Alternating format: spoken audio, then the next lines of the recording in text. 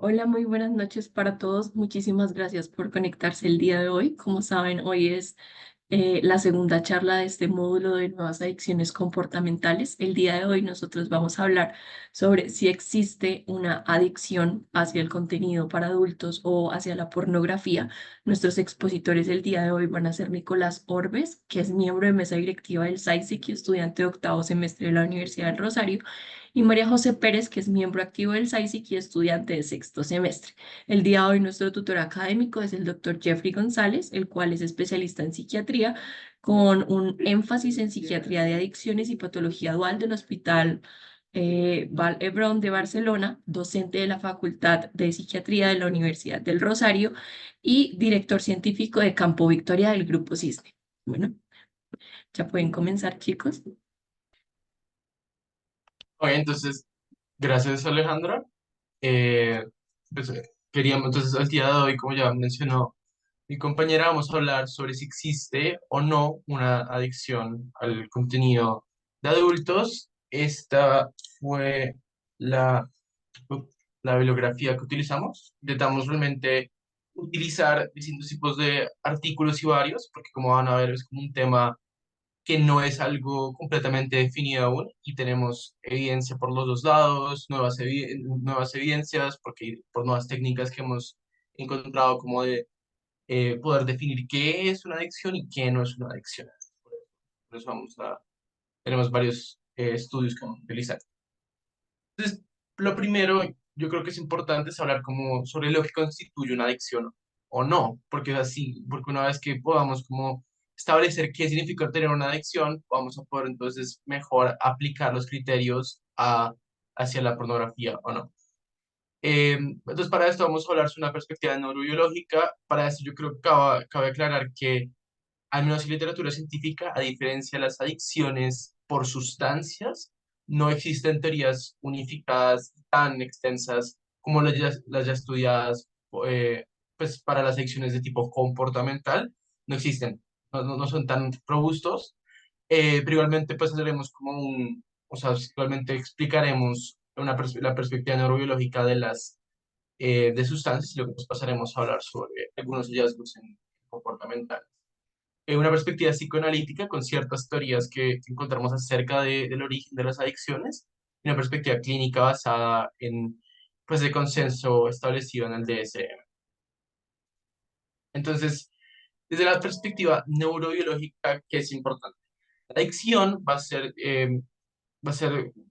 definida como un trastorno crónicamente recayente, caracterizado por compulsión de buscar consumir una sustancia psicoactiva, algún tipo de sustancia, la pérdida de control, limitar su uso y la emergencia de un estado emocional negativo cuando no hay consumo.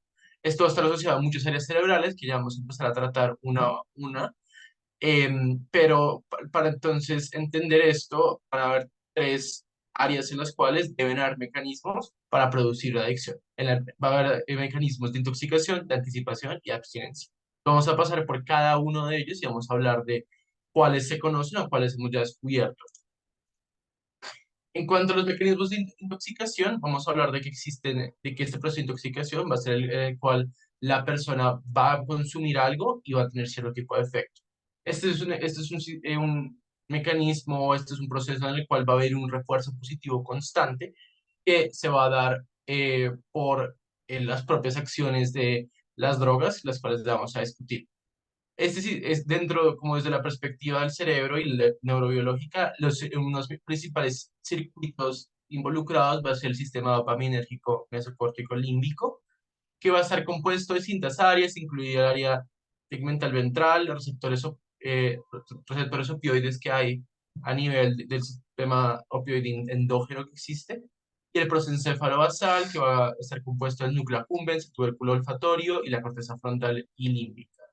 Este sistema va a estar involucrado en muchos tipos de funciones, como va a ser las respuestas autonómicas, el comportamiento consumativo, el aprendizaje motor, la evaluación reforzada, recompensa, mecanismos inhibitorios centrales y motivación. Un sistema que, como pueden ver, tiene muchas áreas que tienen cada una sus propias funciones y se van a poder integrar para poder producir ciertos procesos más complejos, y de esta manera pues van a mediar partes de la adicción.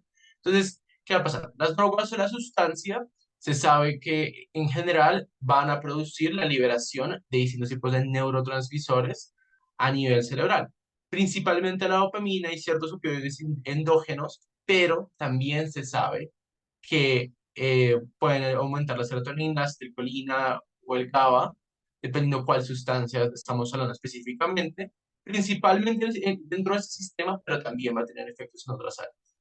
Entonces, esta liberación dopaminérgica va a producir principalmente o en inicio un efecto de euforia, más efectos específicos de cada sustancia, pues dependiendo de sus como propiedades, estamos hablando de un depresor, un estimulante, y esto, este, como esta recompensa va a llevar a que mediante un condicionamiento pavloviano se dé un refuerzo positivo que va a llevar a que la persona pase de asociar directamente la droga con euforia y como, y como la recompensa, a que la persona empiece a asociar los ambientes, las personas y en general las circunstancias en las cuales pudieron acceder a esa sustancia con la recompensa y de esta manera se ponga en la posición y en un lugar para poder tener acceso a esa sustancia de nuevo y de nuevo y de nuevo. Entonces nos vamos a pasar a la anticipación. La anticipación vamos a hablar no solo del craving, pero también de de otros como fenómenos que van a estar asociados al hecho de la búsqueda y de la necesidad de alguna manera de esta sustancia. ¿Qué va a pasar? Va a haber una reducción en dopamina en la corteza frontal y sabemos que esta corteza frontal tiene una injerencia inhibitoria sobre otros centros dentro de este sistema que ya habíamos discutido antes, y esto va a reducir la supresión frontal que tiene estas áreas basales y también va a haber un aumento de la dopamina que se libera, pero a estímulos asociados al consumo. Todo esto, pues, ¿cómo se va reflejado? Se va reflejado en una reducción de capacidad de toma de decisiones, autorregulación, control inhibitorio y memoria de trabajo. Y como uno de esas áreas que van a ser afectadas va a ser la ínsula, la cual media procesos de interocepción, lo cual va a favorecer el craving, ese deseo de buscar sustancia y de tenerla. Finalmente vamos a ver los mecanismos de abstinencia. ¿Qué es la abstinencia? Va a ser un síndrome que va a estar caracterizado por irritabilidad, malestar, disforia, lexitimia y pérdida de motivación por recompensas naturales, además de pues, efectos específicos de cada sustancia, dependiendo de cuál estamos hablando, al igual que la intoxicación.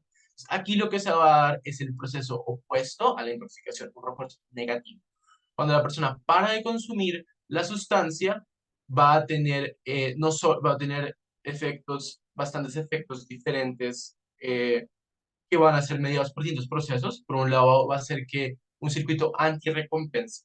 El circuito anti-recompensa se basa en un sistema endógeno de respuesta al estrés que tenemos los seres humanos, que está acá. ¿El sistema cómo funciona? Distintos tipos de estímulos pues, externos van a tener injerencia, van a tener influencia sobre centros cerebrales, eh, pues como puede ser la amígdala, y la comunicación entre estos centros va a llevar a que se libere un factor de liberación de cortisol, el cual va a estimular a nivel de la pituitaria la liberación de ACTH, que pues, cuando viaja a la glándula renal va a producir más corticoides. Entonces, de aquí empieza a haber una teoría que habla de que es posible o que pues esto puede ser una de las causas en los cuales unas causas por las cuales ciertas personas están predispuestas a desarrollar adicciones, a diferencia de otras personas que pueden consumir sustancias de manera crónica sin desarrollar adicciones. Y esto se plantea que puede ser porque estas personas tienen sistemas que ya en este estado basal se encuentran más sensibles a este tipo, al estrés, y estas personas de alguna manera pues van a buscar automedicarse de una manera u otra. Em, y se plantea una teoría bastante interesante, que es la teoría de hablar de, en vez de homeostasis, una alostasis. La alostasis es un estado en el cual va a ser de una estabilidad que requiere de mecanismos extras para poder mantenerse. Entonces la persona, ese estado de euforia o ese estado químicamente elevado que va a tener o alterado, va a requerir de que otros sistemas estén constantemente funcionando para mantener ese estado nuevo basal como de estrés. Entonces, a través de que la persona empieza a consumir sustancias y se mantiene consumiendo sustancias, se va a desarrollar un circuito antirrecompensa que va a llevar a que ese sistema que habíamos hablado de respuesta al estrés se sensibilice más al estrés y la persona de esa manera va a empezar, junto con otros mecanismos que vamos a hablar, a sentir una disforia en ausencia de la sustancia. Este sistema además se cree que este circuito antirrecompensa se cree que se autopropaga y va a empezar a involucrar más zonas y más zonas, como puede ser la estrella terminal de la amígdala. Pues esto va a asociarse a incluso más manifestaciones no solamente autonómicas, pero también asociadas, pero también afectivas. Por otro lado está la tolerancia. La tolerancia va a estar mediada por una reducción de liberación de dopamina, serotonina y GABA, que no solo va a ser esa reducción basal, pero en este caso específicamente la tolerancia, hablamos de que va a ser una reducción en respuesta en respuesta a la sustancia. También va a haber un aumento de actividad de la endorfina, que va a ser otro de esos mediadores del sistema endógeno, opioide endógeno. Y finalmente va a haber un déficit prefrontal y una hiperactividad basal, que también, como ya habíamos hablado antes, se va a asociar a hábitos compulsivos. Pasando al... sí. Eh, entonces, ¿qué pasa? Todas esas teorías fueron desarrolladas con la perspectiva de adicciones por sustancias. ¿Qué pasa? A través del tiempo se empezaron a estudiar otros comportamientos en el ser humano que con las nuevas ediciones del DSM fueron planteadas como adicciones comportamentales, como es la ludopatía. Digamos, el uso de videojuegos de Internet no está como adicción puntualmente en el DSM-5, está como condición para mayor investigación en el futuro. ¿Qué se ha encontrado aunque no exista como una teoría unificada para esas adicciones comportamentales, sí se encontraron que hay unos cambios en patrones de neurotransmisores, como la dopamina, serotonina y norepinefrina, en usuarios, en pues, ludópatas, son personas que tienen eh, adicción al juego, y también va a tener cambios en imágenes funcionales y estructurales, como puede ser un electroencefalograma, el PET scan también, y la resonancia magnética. Pero hay algo muy importante, es que por un lado los estudios no son precisamente sólidos, porque son estudios generalmente pequeños, son estudios en los cuales ellos mismos refieren dentro de las limitaciones que pueden haber factores distractores, los cuales podrían estar afectando esos hallazgos que se encuentran y los que no se encuentran. Y algo muy importante es que, digamos, los cambios no siempre van a corresponder exactamente a los patrones o a las teorías que ya tenemos planteadas para adicciones por sustancias. ¿Cómo así?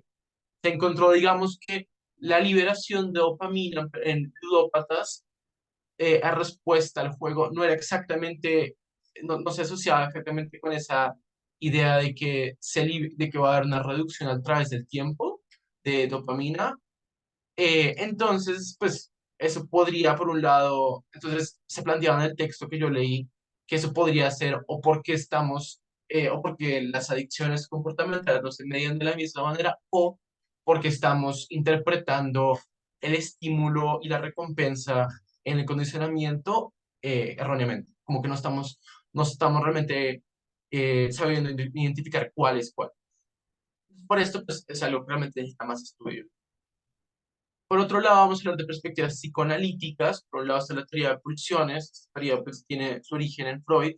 Algo importante es que Freud en sí él mismo, curiosamente, tuvo un punto bastante ciego cuando se hablaba de todas las adicciones.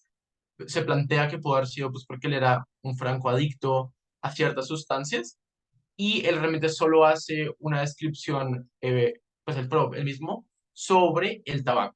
Él lo que plantea es que dentro del desarrollo psicosexual de la persona, una desviación en esa etapa oral del desarrollo puede llevar a que la persona tenga una fijación en conseguir placer de formas orales y una de esto va a ser el tabaquismo. Entonces, eso lo plantea como una manera. Ya luego otras personas y otros psicoanalistas siguen desarrollando la teoría y lo que plantean es que ciertas personas van a estar predispuestas a utilizar sustancias porque son más susceptibles al estrés. Como pueden ver, es una idea que se vuelve bastante recurrente tanto en teorías neurobiológicas como en psicoanalíticas, porque la vamos a ver en varias. Y entonces estas personas van a utilizar las sustancias como un mecanismo de defensa artificial. ¿Esto qué va a permitir? Las sustancias van a llevar a un estado de manía, como exógeno, que va a desconectar a la persona del super yo y eso va a llevar a un retorno al narcisismo infantil, a esa etapa hedonística que tiene la persona. Una vez que la sustancia, el efecto de la sustancia pasa, van a haber sentimientos de culpa y desilusión y una desconexión entre el yo y pues, el resto de los componentes de la estructura psíquica. Y esto no solo va a revertir a ese estrés previo de la persona, sino que también va a producir un estado depresivo agravado y esto pues se va a intentar solucionar mediante los cravings.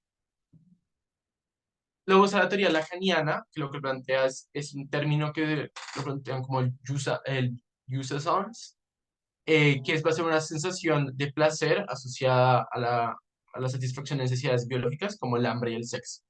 Los seres humanos tenemos este jouissance, pero va a ser controlado debido a la castración simbólica al final de la situación edípica. Como saben, la situación edípica es un proceso por el cual las personas las personas pasan y al final se hace esta como integración y se satisface cuando la persona eh, es capaz de continuar viviendo sabiendo o pues habiendo como planteado un fin a este deseo de a cierto punto atracción por por una figura. Esto va a llevar a que pues, va a haber una formación simbólica, la persona va a formar una idea de rechazo con este mismo Jusesans, con esta idea de poder satisfacer sensaciones biológicas. Y entonces las sustancias van a permitir sobrepasar esta barrera y realmente volver a poder disfrutar esto. Y se plantean tres maneras en las cuales lo pueden hacer, que es pasar de maneras neuróticas, las cuales se va a reprimir esta castración simbólica, esta barrera que se crea al ser humano, en formas perversas que van a requerir repudiarla o psicóticas que van a requerir desconectarse.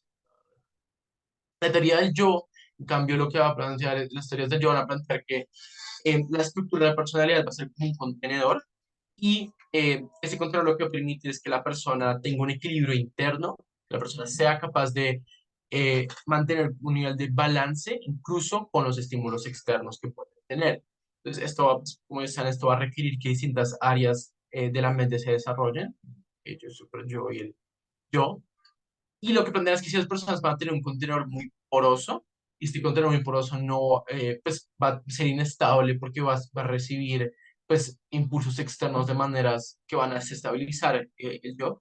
Y entonces esto va a llevar a la misma, la automedicación de muchas de las sustancias para intentar como calmar esto. Pero también se plantea, curiosamente, que hay personas que pueden ser demasiado estrictos este contiene esa estructura del yo y que las sustancias pueden permitir a las personas disfrutar de pues, estímulos externos o ideas externas, las cuales se mantienen fuera del yo porque son reprimidas por otras partes de la mente. Finalmente, la teoría de la relación de objetos que plantea que el ser humano, especialmente en sus primeros años, empieza a crear representaciones de distintos objetos mentalmente, incluidos los padres, por ejemplo, para plantear igualmente que las sustancias van a ser un mecanismo de defensa artificial muy asociado al splitting. Splitting es un mecanismo de defensa, digamos, muy asociado al trastorno personal limítrofe, en el cual la persona se va, una idea o algún objeto, se va a dividir de una manera u otra, va a ser drásticamente positivo o negativo.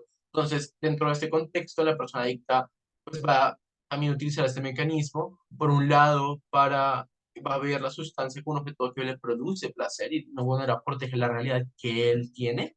Y por otro lado, la sustancia es un objeto malo que va a ser destruido. ¿Cómo va a ser destruido siendo ingerido? Porque pues a cierto punto también eh, ingerir o consumir algún tipo de sustancia pues hace que desaparezca y de alguna manera es destruido.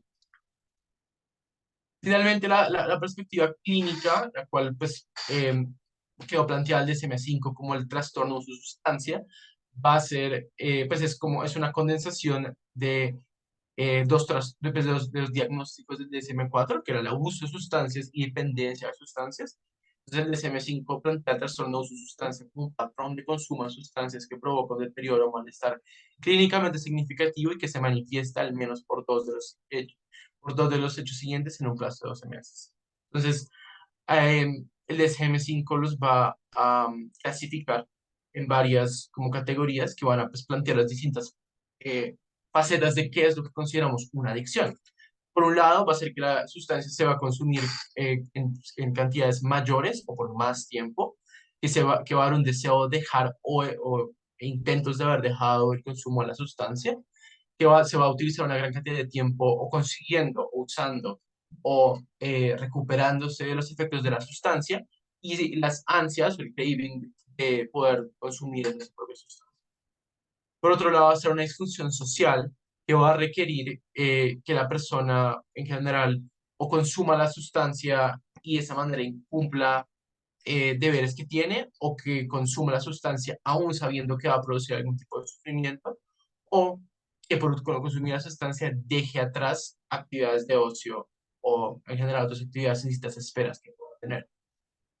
El consumo riesgoso pues va a constituir que la persona consuma sustancias en situaciones en las cuales va a tener riesgo físico o que sepa que está produciendo algún tipo de efecto y aún así las tome. Algún tipo de consecuencia, problema físico o psicológico que lo siga utilizando.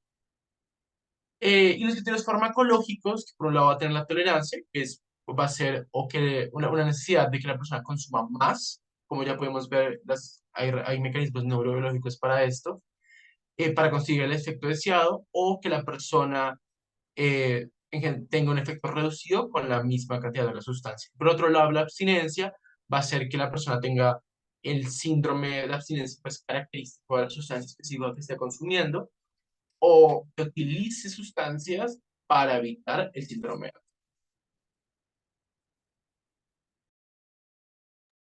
Listo, entonces ya como incluyendo todo lo que acaba de mencionarnos Nicolás, vamos a irnos un poquito a la segunda parte de la presentación que viene siendo justificar y hablar un poquito más acerca de si el consumo de la pornografía, si es algo patológico o si se considera como una adicción o no. Entonces, como primer concepto que vamos a hablar va a ser el concepto de las adicciones conductuales. Entonces, históricamente, cuando hemos hablado acerca de adicciones, nos hemos referido ya sea al consumo de sustancias psicoactivas. Sin embargo, a lo largo de los años, se ha descubierto que cualquier como elemento principal para que el trastorno llegue a ser adictivo va a ser como la falta de control de la persona afectada sobre una determinada conducta, y acá es donde van a entrar pues todo lo relacionado a las adicciones conductuales. Entonces tenemos que al principio, pues como esta conducta de la persona va a ser bastante placentera, pero luego va a ganar un territorio muy grande dentro de sus preferencias que va a poder llegar a dominar, ya sea sus gustos, sus actividades de la vida diaria o simplemente su día a día. Y actualmente, pues gracias a todas las investigaciones que encontramos, tenemos claro que las adicciones no solamente se limitan al consumo de sustancias psicoactivas, ya sea el cannabis, la cocaína, los opiáceos o la cafeína, sino que también existen hábitos de la conducta que aparentemente pues van a ser inofensivos, pero que en determinadas circunstancias pueden llegar a convertirse en adictivos y pueden llegar a interferir pues gravemente la vida cotidiana de las personas que padecen pues de esta adicción. Entonces, a medida que estas adicciones conductuales van avanzando, ya los comportamientos de las personas van a ser un poco más automáticos, es decir, no van a ser como yo voy a hacer esto porque lo pensé, sino que ya como el comportamiento va a ser mucho más automático. Entonces, esto lleva a que la persona pues tenga como un pobre control cognitivo de sus acciones y tenga una como poca autocrítica sobre ellos. Sigue a la siguiente, porfis. Entonces, listo. Siguiendo, cuando nosotros estamos o cuando la persona está en un contacto repetido con esta adicción conductual, las personas no van a tener en cuenta como las posibles consecuencias negativas de esa conducta. No se va a interiorizar la verdadera relación como entre el yo y la adicción que se va a tener. Entonces, tal como ocurre con el consumo de sustancias psicoactivas, pues las personas con estas adicciones conductuales van a terminar experimentando pues un síndrome de abstinencia que va a estar caracterizado, digamos, ya hemos hablado un poquito, pero principalmente se va a caracterizar por sentir como un malestar emocional bastante grande, como algo de incomodidad, síntomas de insomnio, irritabilidad o inquietud o siempre ganas de estar realizando esa actividad y siempre pues se va a considerar bastante difícil dejar de lado como estas conductas, estas acciones y van a durar como dentro de la vida de la persona por un tiempo bastante prolongado. Entonces, con esto, pues digamos que podemos concluir que cualquier actividad normal que resulte bastante placentera, dependiendo del tiempo que se implemente dentro de la vida de la persona, pues puede llegar a convertirse en una actividad adictiva. Siguiente.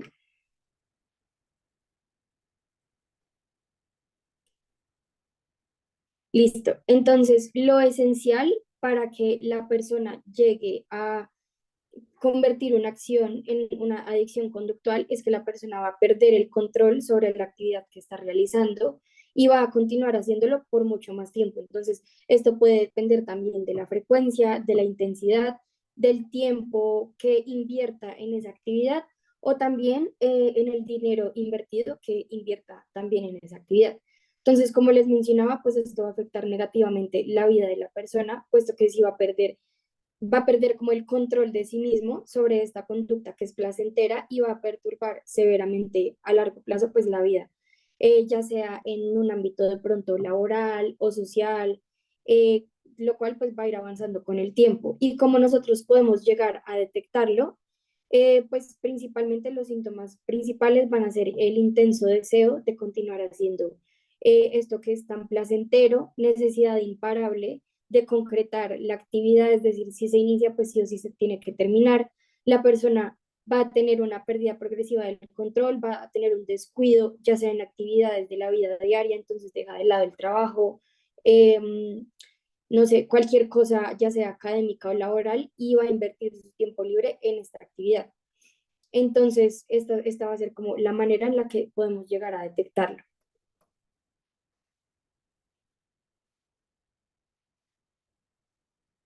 Siguiente. Listo. Entonces, ya relacionando un poco las adicciones conductuales, vamos a hablar, ya adentrándonos un poquito más en todo el concepto de la adicción a la pornografía, vamos a hablar un poquito acerca de qué es la conducta sexual compulsiva. Entonces, ya teniendo claro el concepto de las adicciones conductuales, vamos a definir que el comportamiento sexual compulsivo, el cual va a ser clasificado dentro del DSM-5 como el trastorno de hipersexualidad, se va a definir como una conducta sexual excesiva que va a llevar a problemas del comportamiento sexual y se va a caracterizar porque la persona va a tener, digamos, pensamientos o acciones que van a ser repetitivos e intensos, principalmente, pues, valga la redundancia, de carácter sexual. Entonces, dentro de esto, ¿cómo lo podemos identificar? Pues la persona va a tener un aumento de fantasías sexuales, impulsos o comportamientos que no se consideran de pronto normales en la vida cotidiana o que antes no los tenía y ahora sí. Y es muy importante que tengamos en cuenta que como todos estos padecimientos dentro de la conducta sexual compulsiva van a ser angustiantes para el individuo. Es decir, no es algo como que la persona se sienta cómoda, sino yo digo, hey, estoy pensando mucho esto, tengo como unas ansias de realizar cierto tipo de actividad sexual que de pronto antes no tenía. Entonces, también para clasificarlo como dentro de esos pensamientos. Y como consecuencia negativa, al igual que las adicciones conductuales, pues van a ir afectando la vida cotidiana de la persona y van a llegar a un deterioro social progresivo. Y también, adentrándolo un poquito más, pues también la conducta sexual pues puede estar asociada al uso prolongado de material o contenido para adultos, el cual actualmente pues es muy fácil encontrarlo en internet, entonces está como en su vida dentro de distintos grupos de edad. Entonces, sigue Nico, porfa. La conducta sexual compulsiva generalmente se puede dividir dentro de dos como categorías. Entonces están las parafílicas y las no parafílicas. Generalmente vamos a considerar que las parafílicas son comportamientos que se creen como socialmente inaceptables. Entonces dentro de esas vamos a encontrar acciones o pensamientos obsesivos que van a involucrar ya sea alguna persona, algún humano, pero no como de buena manera, sino querer hacerle algún sufrimiento, querer hacerle algún mal, ya sea, etcétera. Y también acá, pues todo lo que tiene que ver con el sufrimiento ajeno, también hace parte pues el fetichismo, el exhibicionismo y la pedofilia. Y dentro de la conducta sexual compulsiva no parafílica, ya se caracteriza por ser un poco más de los deseos típicos que puede tener de pronto cualquier persona, pero igual que están como en ascenso. Entonces encontramos deseos sexuales muy repetitivos, actos sexuales repetitivos también con múltiples parejas, fijación en una persona inalcanzable, entonces de pronto alguien que está fuera de nuestro círculo social, alguien que de pronto la persona pues no conoce. Y también acá añadimos pues el uso de pornografía constante o sexo compulsivo dentro de las relaciones sexuales. Y actualmente, pues la conducta sexual no parafílica no está como tan reconocida dentro del DSM-5, pero igual se han hecho como diversos estudios porque se ha encontrado una relación entre el consumo de sustancias psicoactivas y las adicciones, perdón, el uso de sustancias psicoactivas y el consumo, la conducta sexual compulsiva, perdón. Entonces, siguiendo, pues tenemos que entender también un poquito de dónde es que proviene como toda esta conducta sexual dentro de las personas. Entonces, principalmente por diversas investigaciones que se han hecho y que encontramos en la literatura, es que se encontró que el 86% de las personas con una conducta sexual compulsiva van a provenir ya sea de una familia disfuncional, de una familia rígida o como con alguna desconexión entre miembros. Y hay una principal teoría en donde se encontró que todo esto proviene desde el momento de la niñez, que es cuando los padres no cumplieron con el infante como esa necesidad de satisfacer los deseos, las necesidades, pues todo lo que requiere un niño y no se hizo de una manera correcta, por así decirlo, entonces no se hizo un monitoreo correcto en el niño, por lo que resulta pues que el niño pues no genere una confianza en los padres y esto pues va a desarrollar en el niño como una autodependencia. Entonces yo tengo que satisfacer mis propias necesidades y al momento del crecimiento, entonces del paso de la infancia a la adolescencia, el pensamiento sexual se va a convertir como en una fuente de bienestar y de satisfacción propia, pero es más que todo como lo que yo les mencionaba de la autodependencia. Y por otro lado, también se va a entender que estas personas con estas conductas también van a provenir de que hayan tenido también en la infancia, que hayan pasado por un abuso tanto físico como sexual. Entonces es importante tener estos dos antecedentes en cuenta.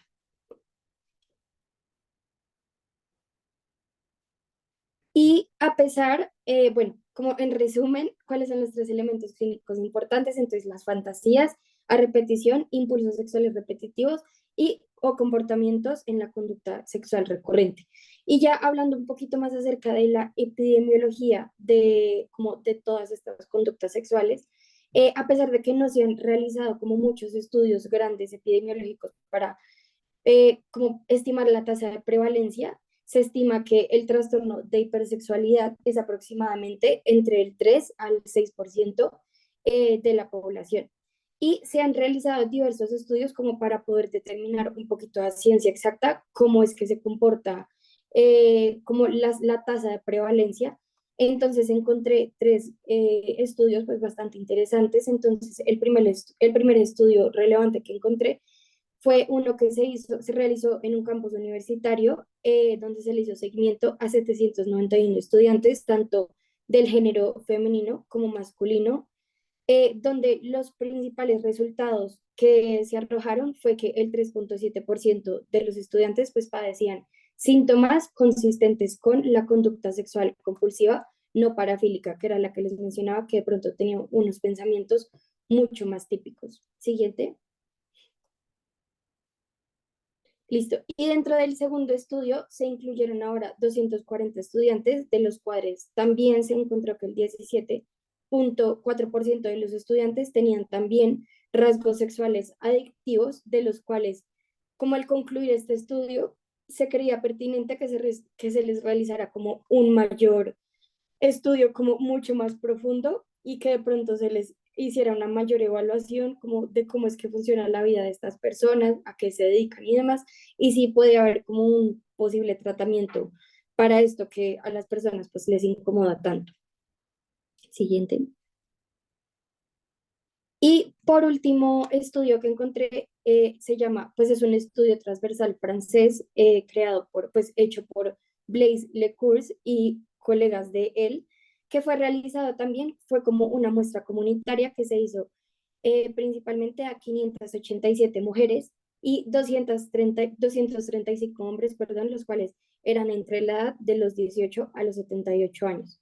Y este estudio también pues reveló que el 51% de las mujeres y el 90% de los hombres pues consumían pornografía recurrentemente. Entonces, ¿a qué conclusiones pues pudo llegar el autor de este estudio? Pues que se hizo una comparación como entre los hombres, como los resultados que hubo entre los hombres y las mujeres. Entonces, dentro de los resultados que arrojaron las mujeres, fue que las mujeres reportaron menos uso en el contenido de adultos, menos impulsos sexuales a repetición y menos esfuerzos para acceder a la ciberpornografía y pues también menos como comportamiento hipersexual. Entonces, como estuvimos hablando en los tres estudios anteriores, a pesar de que, digamos, hay información que nos dice un poco de la tasa de prevalencia de la conducta sexual compulsiva, indagar, digamos, también en esta prevalencia y en toda la epidemiología, pues es un poquito difícil, ya que actualmente, a pesar de que sí sabemos que hay mucha diversidad, como sexual y demás, sigue siendo un tema bastante, pues que las personas que participan de pronto en estos estudios sienten vergüenza o timidez a comparación de pronto con otras enfermedades psiquiátricas que sean un poquito más como de interés en participar y demás. Entonces, indagar como en más estudios de esta índole, pues va a ser una tarea bastante difícil y también llegar a solidificar una tasa de prevalencia para estas conductas sin haber como indagado bastante dentro de otros estudios epidemiológicos, como más literatura, pues los datos se vuelven un poco especulativos y de pronto por eso encontrar la literatura se vuelve bastante difícil. Entonces ahora, ya teniendo en cuenta los conceptos que acabamos de hablar, vamos a hablar un poquito de los argumentos que hemos encontrado a favor y en contra. Entonces, si se considera el consumo de la pornografía como una adicción, como algo patológico, o si simplemente pues es como lo normal en el ser humano.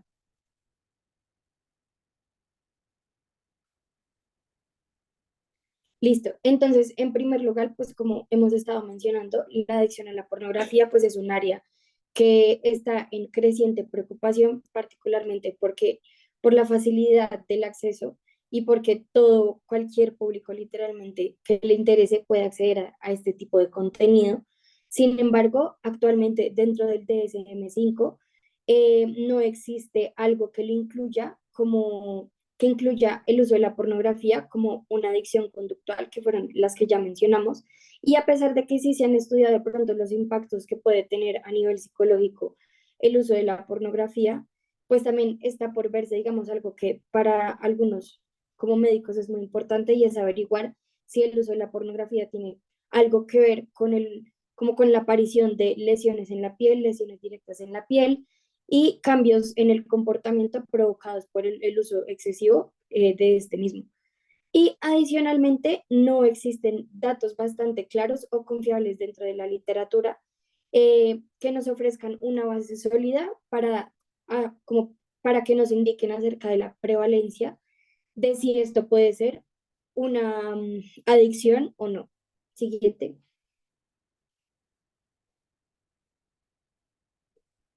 Y a la final, pues esto también se relaciona mucho con lo que decíamos de las adicciones, la conducta sexual compulsiva, y es que se relaciona mucho con la naturaleza tabú que es percibida. Este tema es bastante tabú dentro de la sociedad, entonces también carece de bastantes herramientas evaluativas para poder llegar a un diagnóstico donde se defina o se pueda constituir qué tendría que o cuáles tendrían que ser como los puntos patológicos que presente una persona o qué comportamiento debería mostrar, así como se tiene de pronto de otras enfermedades psiquiátricas, para decir en qué punto esto sí lo voy a clasificar como patológico o no. Entonces, para concluir ya, como este tema tabú, pues también muchos de los estudios que hablan acerca de la adicción a la pornografía no es que hablen tanto de la adicción o del consumo repetitivo como tal, sino que a la final terminan hablando un poco directamente de la hipersexualidad y los efectos negativos que tiene la hipersexualidad, más no los efectos que tiene la adicción a la pornografía como tal.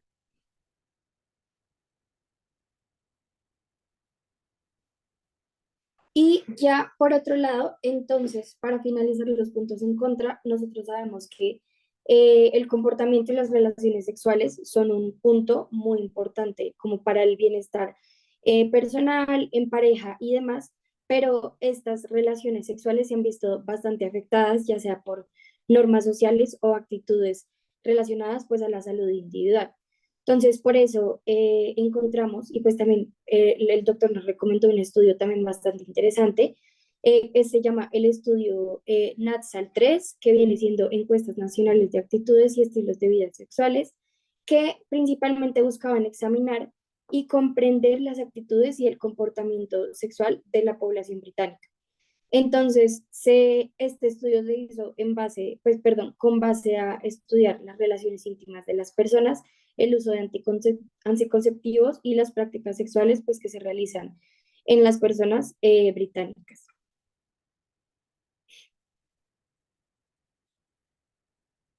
Listo.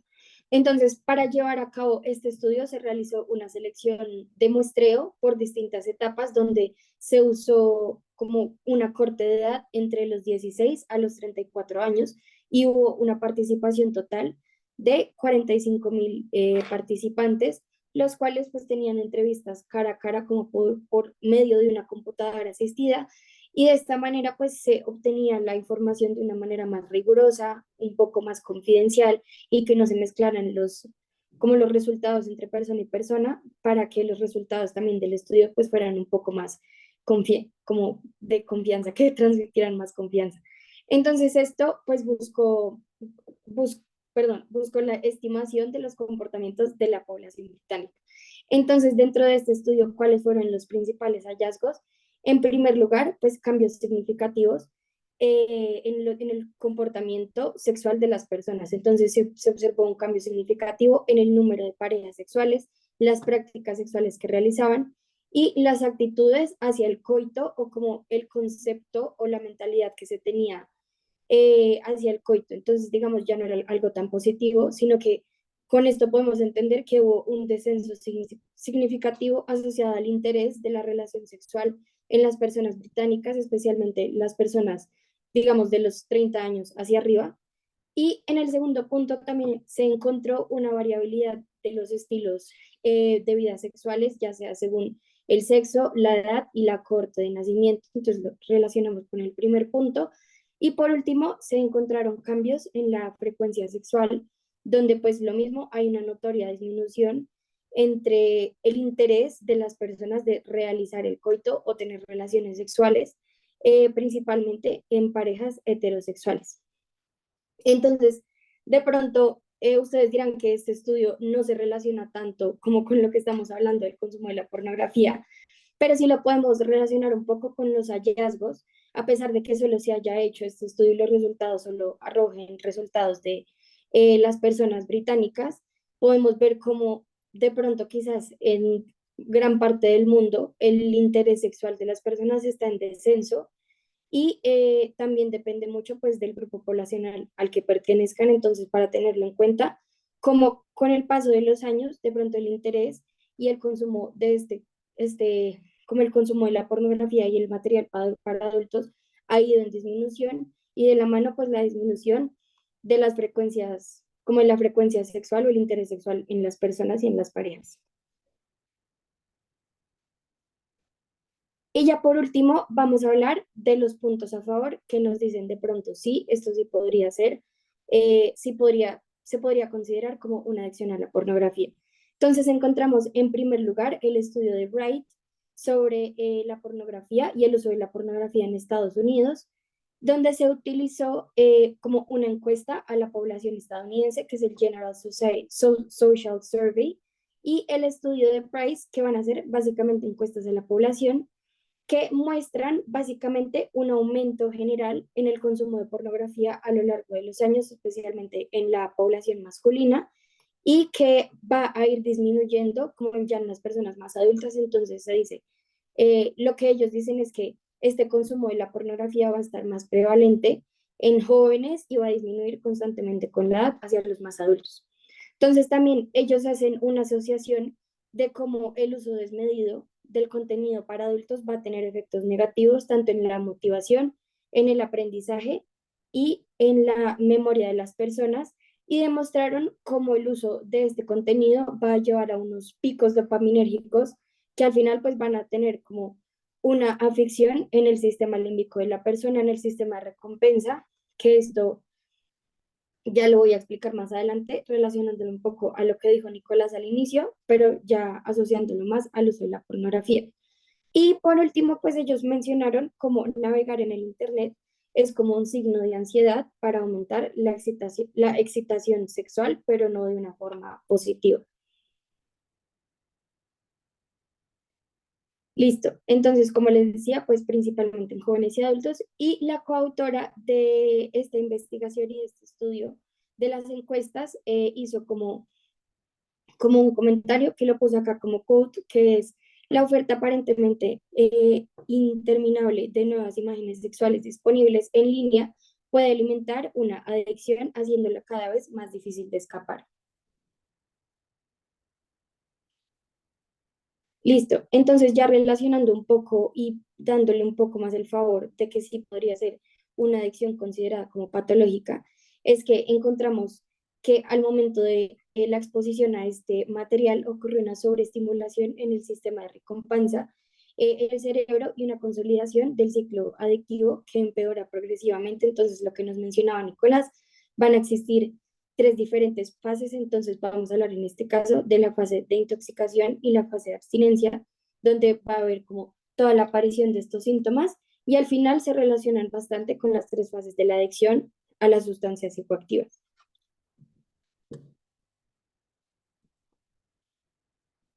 Listo. Entonces, en primer lugar, como decía, está la fase de intoxicación, que inicia cuando la persona se expone a ver este contenido audiovisual, y por ende se va a activar el sistema de recompensa, el cual va a estar ubicado en el núcleo accumbens.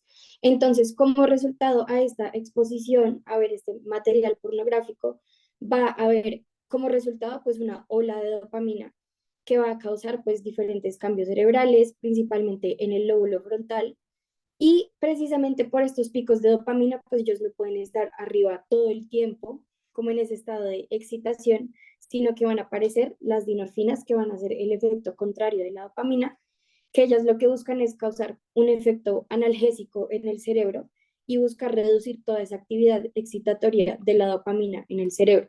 Entonces, debido a esa aparición de las endorfinas, pues al final vamos a entrar en la etapa de la abstinencia. Obviamente esto no es algo de una vez, sino que se tiene que exponer repetitivamente. Siguiente.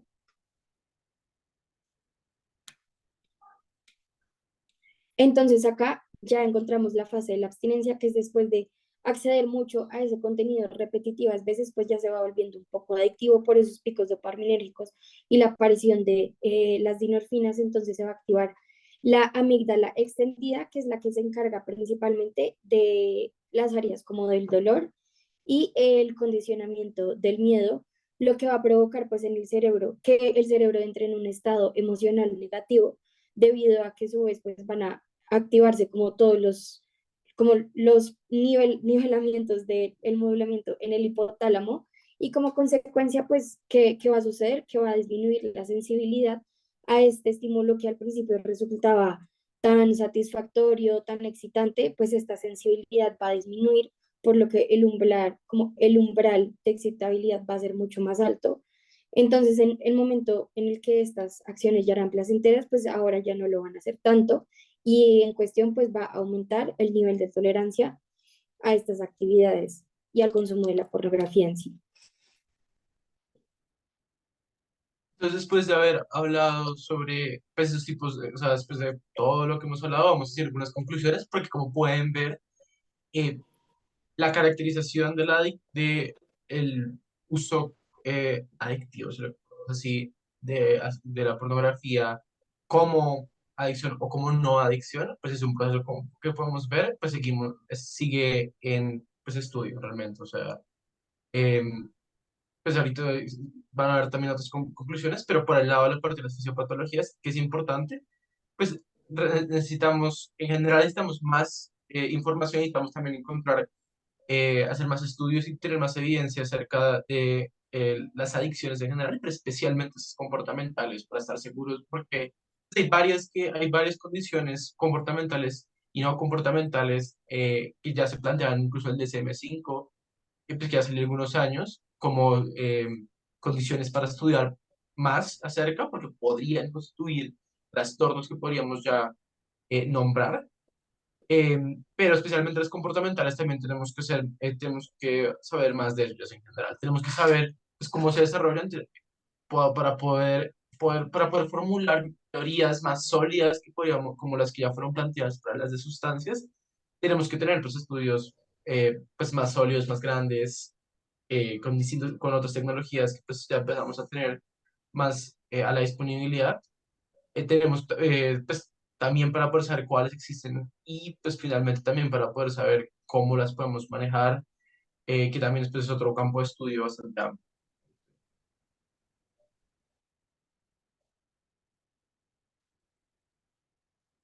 Listo. Entonces, ya con lo que, pues con lo que concluyó Nicolás, para no ser un poco más repetitiva, con todo lo que se habló acerca de las adicciones conductuales y la relación que tiene con la hipersexualidad, entonces vamos a ver que a lo largo de todo lo que hablamos, sí podemos encontrar, o quizás ustedes se dieron cuenta la relación que puede tener el concepto de las adicciones conductuales y la hipersexualidad con los puntos a favor o en contra que mencionamos acerca del uso. eh, Constante de la pornografía. Entonces, se puede relacionar también un poco con lo que hablamos al principio de la fisiología, que sí sabemos que aparece un pico de dopamina y está relacionado con un síndrome de abstinencia precisamente por toda la exposición constante. Entonces, sí, lo que decía Nicolás, faltaría mucha más información. Pero pues como decíamos, actualmente no va a estar justificado dentro del DSM-5 y no está digno de llamar adicción, pero de pronto no podemos hacer caso omiso a esas personas que sí han tenido como consecuencias o se han manifestado como diferentes comportamientos por este uso compulsivo y constante de la pornografía, entonces faltarían mucho más estudios y lo más importante pues hacer como seguir estudiando los posibles efectos a futuros a pesar de que ahorita no se vean, por lo que esto, o sea, el uso de la pornografía va muy de la mano con la tecnología y demás. Entonces, de pronto las consecuencias de este uso compulsivo no se va a manifestar ya por lo que está presente dentro de los más jóvenes, adolescentes y pues ya adultos, pero igual estas consecuencias pueden ir apareciendo con el tiempo, entonces también sería muy importante y muy interesante saber cómo estas consecuencias pues pueden repercutir en el futuro de la población y también pues que pudiéramos encontrar a futuro mucha más literatura que nos concrete si esto sí podría ser una adicción o no. Entonces, ya después de haber hablado sobre todo eso, ya eso es todo lo que teníamos por el día de hoy. Pues estamos ahora abiertos para algún tipo de preguntas, comentarios, mientras que les podemos empezar a mandar a Alejandra a la cuenta del SAISI. Pues te damos la palabra, doctor Jeffrey, para cualquier cosa.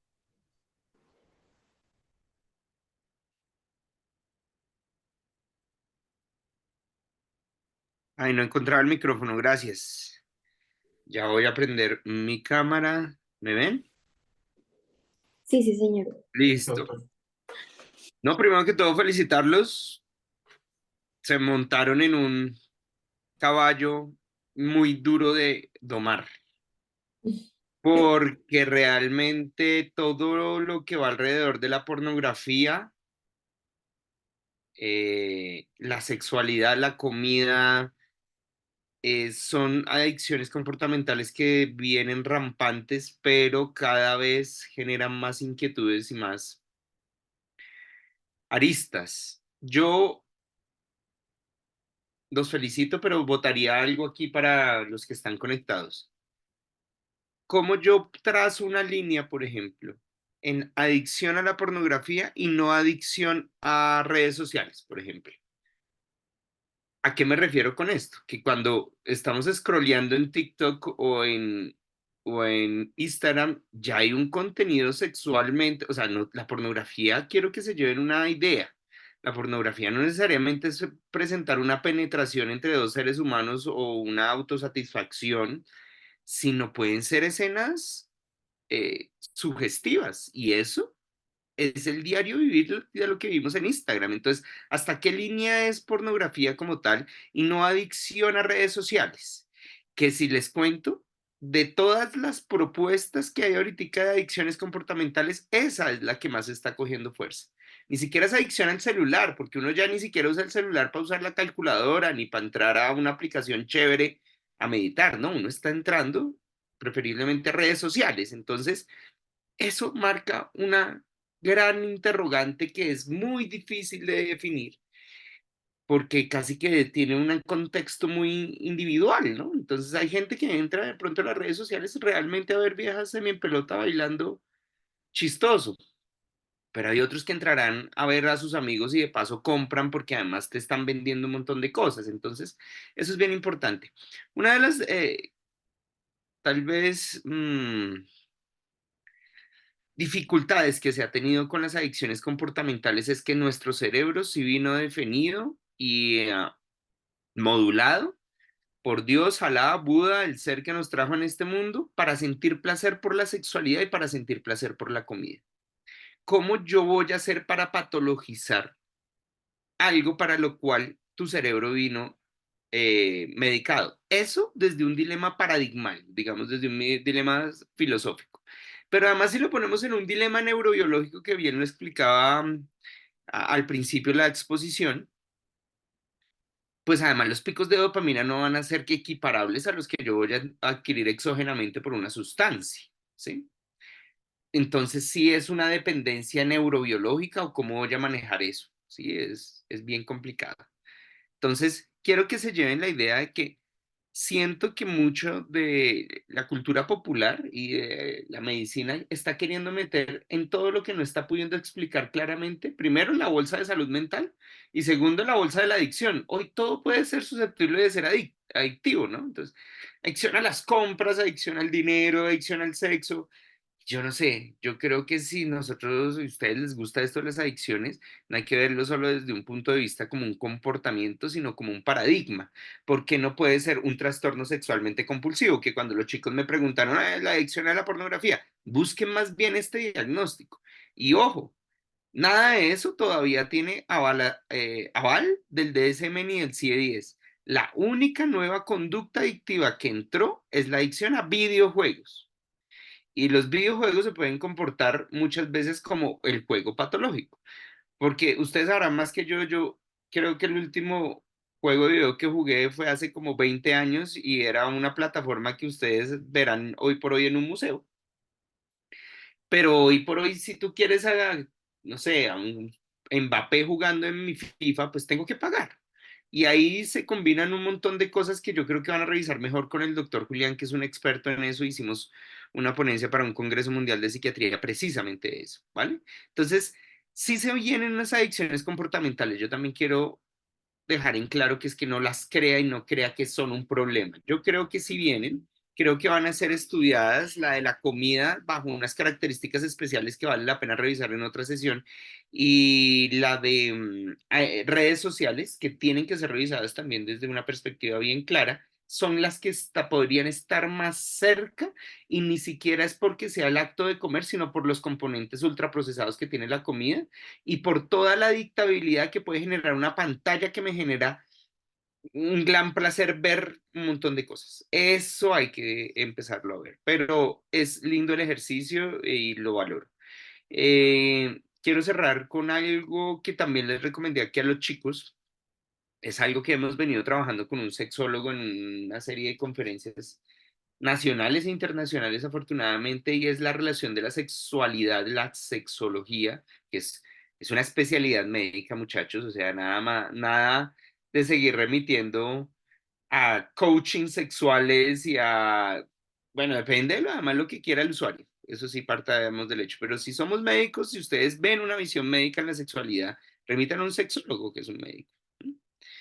Y trabajamos este tema de la sexualidad que he aprendido mucho además del tema y él siempre saca una estadística que a mí me parece curiosa y quiero que también la piensen ustedes y es, en un mundo inundado, a ver, yo les quiero comentar una cosa, cuando yo era adolescente para ver pornografía, eso era un evento, o sea, eso era una cosa complicadísima, eso era algo muy tabú, no solo culturalmente, sino que los medios electrónicos y la capacidad de acceder a eso era complicado. Hoy por hoy es masificado, es muy abierto. Ustedes tienen, o los adolescentes de hoy tienen una exposición diferente a la sexualidad y al contenido pornográfico. Y eso aparentemente, y eso me lo enseñó mi amigo sexólogo, impacta en la cantidad de sexo que estamos teniendo hoy como humanidad. Entonces, lo que muy bien exponía María José decía, este fue un artículo que revisamos y yo precisamente puse el dilema para que ellos lo expusieran.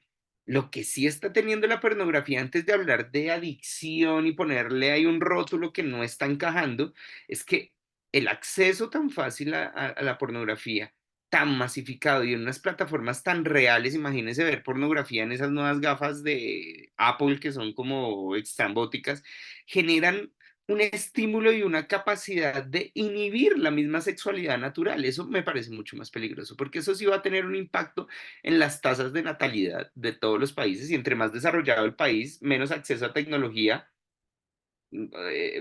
perdón, entre más acceso a tecnología, más plata, más dinero son los países que tienen problemas de natalidad. Recuerden que las curvas demográficas se están volviendo cada vez más estrechas y hay más viejitos y menos gente que repoble el mundo. Y pues sí, estamos además teniendo este dilema que estamos dejando de tener relaciones sexuales reales por tener pornografía. Eso a mí me parece un impacto de la pornografía. Entonces, chévere el ejercicio, chévere lo que están haciendo, les leo, les comparto todo lo que ustedes están queriendo decir, pero les quiero dar un vuelco a esta mirada para que lo piensen más desde muchos puntos de vista. Pero felicitaciones, se metieron en un rollo bien interesante. Bueno, Muchas doctor, hay, gracias, doctor. perdón, es que iba a decir que hay tres preguntas en el chat, pero no sé si María José iba a decir algo. No, que muchas gracias, doctor, por tu aporte al final de la charla. Bueno, doctor, entonces la primera pregunta que mandaron es ¿cómo afecta a una persona el hecho de que su pareja tenga una adicción a la pornografía y al contenido hipersexualizado?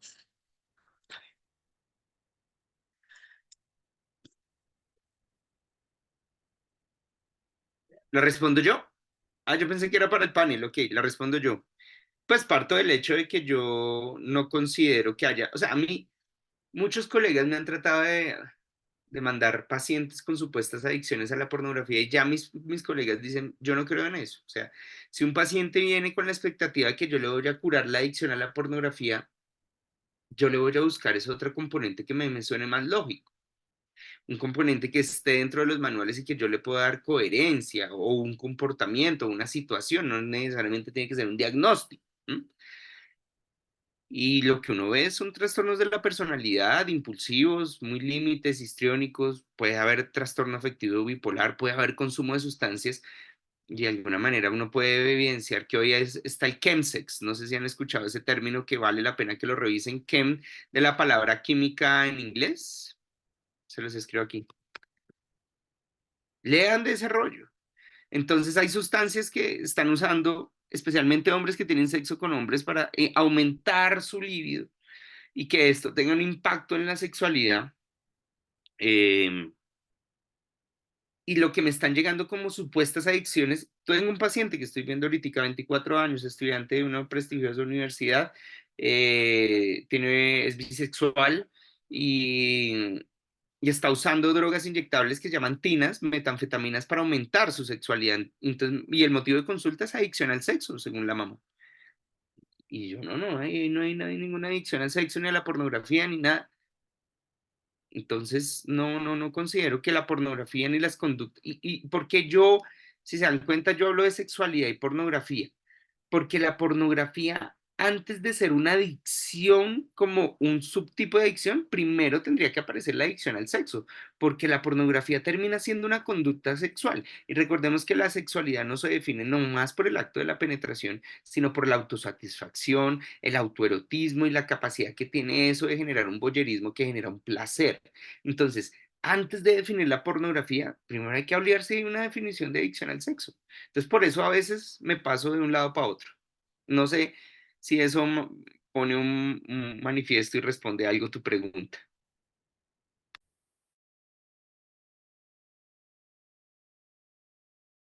Vale, doctor. Creería que sí, la persona que nos mandó la pregunta no ha hecho una pregunta extra. Adicionalmente, nos preguntaron que si el consumo de una forma de pornografía se asocia a una parafilia, ya sea pornografía infantil, zoofilia, etcétera, y que si ya indicaría la aparición de una parafilia en sí, o ya que no hay afectación de terceros, no cuenta como una parafilia.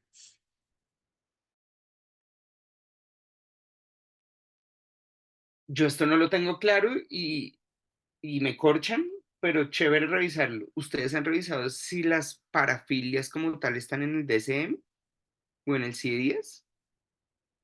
No lo tengo claro yo. Échenle una revisada ya y que esté ahí por internet y sea más rápido. Porque las parafilias termina siendo un constructo, pero no termina siendo como tal un diagnóstico. No lo tengo claro, o sea, parto de ese hecho. ¿Alguien lo está revisando? Doctor, pues como esa fue la parte de lo que yo mencioné, lo que Ajá. encontré es que dentro de la hipersexualidad, que sí puede estar en el DSM-5, que estaban las conductas parafílicas y las no parafílicas, y las que sí de pronto se consideran dentro del DSM-5 son las parafílicas, o sea, según lo que encontré dentro del Pero el DSM-5 que DCM se podría. define cuál es parafilia. Parafilia es esto son las parafilias que yo considero, o el CIE-10 los tiene. Hola, doctor, ¿cómo está? Hola. Habla con Victoria Rojas. Yo soy pues ya una médico egresada que fue miembro del grupo Ah, sí, hola. y sí, ¿cómo está, doctor? Y pues yo abarqué una charla de parafilias junto con el doctor Milton Murillo. Sí, Hablamos sobre sadomasoquismo, o sea, básicamente sí, como la parafilia que abarca tanto el sadismo como el masoquismo. Y efectivamente, o sea, para responder la duda, porque fui yo la que formuló la pregunta, por eso pues como que me surgió ahí como sí, ese margen tan difuso, ¿no? Con sí, respecto a la charla, sí están como un diagnóstico del CIE-10 y del DSM-5. perfecto. Actualmente se encuentran en discusión, ya que se plantea que para las siguientes ediciones, tanto del CIE-11 como el DSM-6 ya no aparezcan, ya que para la... Eso, gracias. Eso era lo que yo había escuchado y no lo tenía claro. Exacto. Me cogieron fuera de base. Sí. ¿Por qué? Y aquí entramos con un dilema. ¿Y tú qué preguntas de pornografía infantil?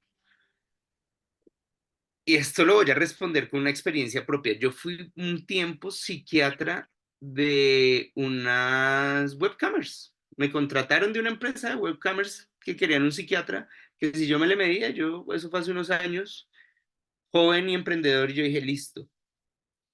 Y era escuchar testimonios de las chicas, yo le hacía unas terapias de grupo, muy interesante, duré muy poco, pero fue bien interesante además, porque tienen un sistema de salud mental mejor que el de la EPS y cualquier prepagada. ¿Sí? Porque me pagaba muy bien por darles charlas y hacerles terapias de grupo y quedarme con algunas chicas que trabajaban en esto para hacerles terapia. Y había una conducta recurrente, un comportamiento recurrente, ellas se prestaban servicios para unas páginas europeas, y es que ellas se disfrazan de niñas dentro del contexto que ellas hacen y su teatro. Y había testimonios de muchas que decían que gracias a esa situación, de que parecieran niñas y adolescentes, los tipos que veían eso no tenían sexo o con su hija, o violaban a su hija, o tenían sexo como colegialas. lo cual es un factor protector. Entonces estamos siendo muy moralistas de pronto, y lo voy a poner en un espectro bien amplio, de que alguien vea prostitución infantil, pero puede ser una fantasía que detiene un acto real y que pueda mantener un entretenimiento a una persona que de pronto tiene el impulso de hacerlo, ¿me entienden? Entonces, más allá de juzgarlo porque no vemos otro espectro, debatible, o sea, si ustedes me quieren crucificar, crucifíquenme, es mi experiencia, pero sí es dar otro contexto de alguna manera de algo que puede ser moralmente bien castigado, ¿sí? Ahora, estoy hablando en el contexto de una persona que simula ser un niño, pero si ya es con niños la pornografía infantil, eso me parece desdeñable, no tenemos que hablarlo desde cualquier punto de vista ético-moral, o sea, eso no se debe promover y eso es otro rollo. Pero digamos en estas fantasías y con esta experiencia que yo les cuento, pues resulta algo interesante. Todas en este sitio que yo les digo eran mayores de edad, o sea, obviamente no se contrataban menores de edad, pero era esa fantasía y a veces uno puede estar confundiendo eso y es un dilema interesante. Sí, yo metiendo aquí un poquito la cuchara como con ese tema, porque Ajá. digamos que esa fue una parte de la discusión que hicimos durante mi charla y pues a mí el tema, estos temas también me han parecido muy interesantes, incluso estoy considerando un diplomado en sexología. Ajá. Me La parece Universidad de interesante. Caldas la tiene y hay otro par que la están teniendo y si te interesa me escribes y yo te digo dónde, que estoy trabajando en eso por los lights. Pero dale. Ah, súper, doctor. Yo le escribo, pero ahí hablando un poquito ya como también de la discusión sobre la desaparición de estos diagnósticos, se da mucho también por la definición propia de la parafilia, que creo que ellos en la charla la definieron un poquito, que es esa famosa heteronormatividad, ¿no? Porque para el DSM la definición de parafilia es todo aquello que se salga de relaciones entre mujer y hombre, o sea, para el DSM casi se puede considerar la homosexualidad una parafilia. Claramente ya Obvio. la Y evolución de recuerden las... que eso pasó en el DSM-3 Ajá, revisado. ya con las evoluciones de las ediciones del DSM, pues eso ya ha ido desapareciendo y se espera que en realidad todas las conductas que hablamos, por ejemplo, de sadomasoquismo, humillación a terceros, bueno, prácticamente saltarnos la integridad de otra persona sin su consentimiento, van a entrar como parte de los criterios o se espera que entren en los trastornos de personalidad del clúster B. Seguro. Ujú. Eh, el DSM, si uno traza una línea cronológica y de vida, el DCM se ha ido patraciando en una forma muy coloquial y colombiana de muchos diagnósticos a medida que la liberación de muchos derechos se han sido explícitas y a medida que el mundo ha ido cambiando, y eso sí hay que reconocérselo al DCM. En el 1980, con plena eclosión del SIDA, decir que la homosexualidad era una parafilia, pues es que estaba más en el contexto del VIH, o sea, pongámonos en ese momento de la vida. Yo creo que si a nuestros abuelos les tocó la revolución, bueno, a nuestros tatarabuelos les tocó la revolución del racismo, a nuestros abuelos les tocó el hipismo, a nuestros padres les tocó una revolución política bien interesante, el hoy es la revolución sexual. Esto de que me llamen ella y el lenguaje incluyente y un androgenismo que vivimos y el declararse bisexual, asexual, esa gran liberación sexual que estamos viviendo hoy es la nueva liberación. O sea, la humanidad ha estado reclamando derechos y estamos en esta época de derechos y la mujer está empoderada en un red más sexual, bueno, en una red no, en un tope donde decide su sexualidad y un empoderamiento diferente, ¿sí? Y yo creo que eso va a ser definitivamente mella en el CIE-10 y en el DCM, tanto que estamos diciendo que las parafilias van a desaparecer y muchas cosas van a desaparecer, ¿sí? Entonces, por ejemplo, había el síndrome de Harry Benjamin, que luego se llamó la disforia de género. Eso toca replantearlo bajo muchísimas perspectivas. Entonces, yo creo que el DCM para su próxima revisión y para su avance, su DSM-6, si es que va a salir, va a revisar mucho las adicciones comportamentales, las adicciones en general, yo creo que van a coger un gran impacto allí y todo lo que tenga que ver con sexualidad, eso hay que redefinirlo, mi opinión. Muchísimas gracias, doctor. Vale.